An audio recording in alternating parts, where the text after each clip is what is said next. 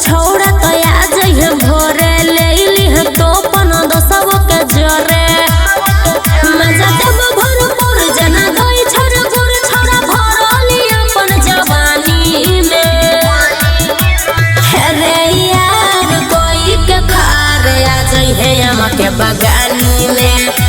रे यार कोई के खार आ जइहे आम के बगानी में।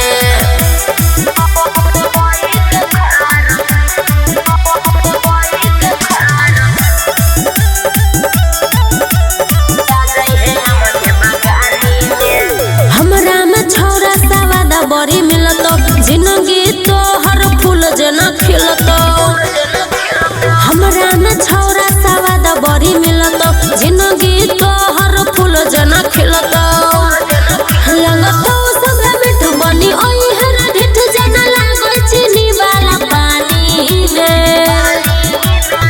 रे यार कोई के खार आ जइहे आम के बगानी में। रे यार कोई के खार आ जइहे आम के बगानी में।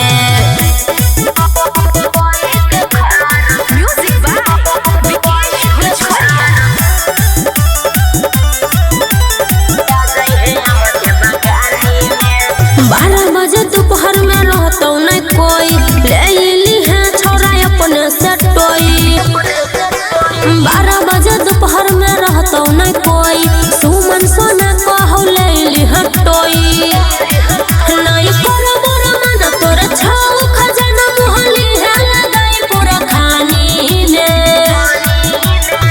रे यार कोई के खार आ जइहे आम के बगानी में। रे यार कोई के खार आ जइहे आम के बगानी में।